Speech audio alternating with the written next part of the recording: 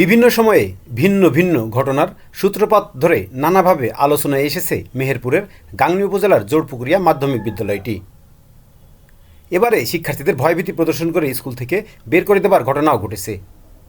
নতুন এই ঘটনার জন্ম দিয়ে আবারও আলোচনায় এসেছে বিদ্যালয়টি।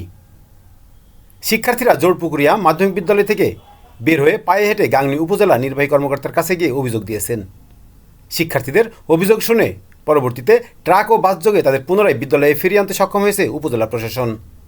জানা গেছে, গাংনী উপজেলার জোড়পুকুরিয়া মাধ্যমিক বিদ্যালয়ে বেশ কয়েক বছর আগে থেকেই প্রধান শিক্ষক নিজ দায়িত্বে বিদ্যালয়ের এমপিও শিক্ষকদের পাশাপাশি নন এমপিও শিক্ষক দিয়ে শিক্ষার্থীদের কোচিং পরিচালনা করে আসছিলেন। তখন কোনো শিক্ষক প্রতিবাদ করার সুযোগ পায়নি। বর্তমানে বিদ্যালয়ে নন এমপিও শিক্ষকদের নিয়ে টানাপোড়েন শুরু করে এমপিওভুক্ত কয়েকজন শিক্ষক। এ নিয়ে 2 অক্টোবর বুধবার জোড়পুকুরিয়া মাধ্যমিক বিদ্যালয়ে শিক্ষক ও ছাত্রদের মধ্যে হট্টগোল বেঁধে যায়। পরে সেটি স্বাভাবিক হলেও আজ 3 অক্টোবর বৃহস্পতিবার আবারও এমপিওভুক্ত কয়েকজন শিক্ষকদের সাথে দ্বন্দ্বে জড়িয়ে পড়েন নবম শ্রেণীর শিক্ষার্থীরা। অবস্থা খারাপ হলে শিক্ষার্থীরা বিদ্যালয় থেকে বের হয়ে পায়ে হেঁটে গাংনী উপজেলা নির্বাহী কর্মকর্তার কাছে গিয়ে অভিযোগ তোলেন যে এমপিও শিক্ষকদের চেয়ে নন এমপিও শিক্ষকরা লেখাপড়া ভালো করে শেখান। এখন নন এমপিও শিক্ষকদের স্কুল থেকে বের করে দেওয়া হবে। আমরা সেটা চাই না। উপজেলা সভাকক্ষে বসে শিক্ষার্থীদের অভিযোগ শুনে প্রয়োজনীয় ব্যবস্থা নেওয়ার আশ্বাসের পর শিক্ষার্থীদের বাস ও ট্রাক যোগে বিদ্যালয়ে পৌঁছে দেন উপজেলা নির্বাহী কর্মকর্তা। কী অভিযোগ করলেন শিক্ষার্থীরা তা নিজে শুনুন। অন্যকে শোনাতে ভিডিওটি শেয়ার করে মিরর বিডির সাথেই থাকুন। এমপিও স্যারদের কথা যে স্যার কেন নন এমপিও স্যারদের আমাদের স্কুলে নিয়ে আসছে, আমরা তো রয়েছি, কিন্তু স্যার আমাদের হেড স্যার সবসময় চায় আমাদেরকে অনেক দূরে এগিয়ে নিয়ে যেতে।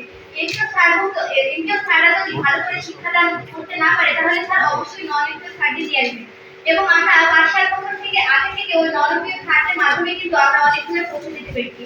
আগেও যারা আমার বড় ভাই বোনেরা ছিল তারা কিন্তু সেই নন এমপিও স্যারদের জন্য এত দূর আজকে ভার্সিটি কলেজ ঢাকা বিশ্ববিদ্যালয়ের মতো স্থানে করতে পারছে। কিন্তু এমপিও ভুক্ত স্যারদের কথা হচ্ছে আমরা তোমাদের বোঝাবো যদি তোমরা আমার কাছে বাইরে প্রাইভেট করো, তাহলে স্যার কেন আমরা যদি স্কুলের মাধ্যমে স্যার আমাদের সেই শিক্ষাটা দিতে পারে তাহলে কেন আমরা এমপিও ভুক্ত স্যারদের কাছে বাইরে করবো? তাদের কথা তারা স্কুলে পড়ার থেকে আমাদের কথা না, আমরা হচ্ছে এমপিও ভুক্ত স্যারদের সহযোগিতা করি না। কিন্তু স্যার আপনি বলেন নন এমপিও স্যারদের কাছে কেন আমরা টাকা দিয়ে পড়বো যদি আমাদের এমপিও ভুক্ত স্যাররাই ভালো করে পড়াতে পারে? স্যার অনেকভাবে অত্যাচার করা হচ্ছে। আমরা যদি কিছু একটা দাবি জানাতে চাচ্ছি সব কিছু চাপ হচ্ছে হেডস্যারের উপর, এবং হেডস্যার কিছু বলতে গেলে তার উপরে চাপ ফেলা হচ্ছে।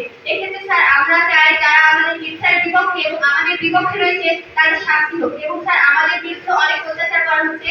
আমরা আজকে হচ্ছে আমাদের ক্লাসে কোনো এমপিওভুক্ত স্যার ক্লাস দিতে যায়নি। তারা বলছে নন এমপিওভুক্ত স্যার যদি আমাদের স্কুলে থাকে তাহলে আমরা ক্লাস দিব না। এটা আমি মাননীয় ইউনো স্যারকে বারবার অনুরোধ করছি যে আমাদের প্রতি যে অত্যাচার করা হয়েছে এই বিচার করা হোক। আমরা চাই আমাদের non MPO MPO sir ma'am সবার সাথে একসাথে ক্লাস করতে। আমরা চাই না যে আমরা এমপিও স্যারদের অপমান করবো বা খরচকালীন স্যার ম্যামদের সাথে অপমান করবো। তারা সবাই আমাদের শিক্ষক, তাদের সাথে আমরা একসাথে ক্লাস করতে চাই। আর আমাদের স্কুলে যত খরচকালীন শিক্ষক শিক্ষিকা আছে তাদের জন্য কিন্তু আমরা উন্নতি করতে পেরেছি। তাদের জন্য আমরা প্রতি বছর 40 থেকে 30 প্লাস গরিব বেঁচে থাকি। কেন তাদের তাড়িয়ে দিতে হবে?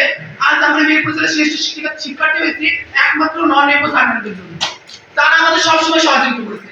আজ কেন তাদের বের করে দিতে হবে? 10 বছর আগে তো কোনো প্রতিবাদ ছিল না, এখন কেন বের করবো? আমরা চাই যে তারা না বের হয়। আমাদের স্কুলের আশেপাশে মেয়েটি স্যার তারা আমাদের হুমকি দিয়েছে যে তোরা যা, তোদের খবর আছে।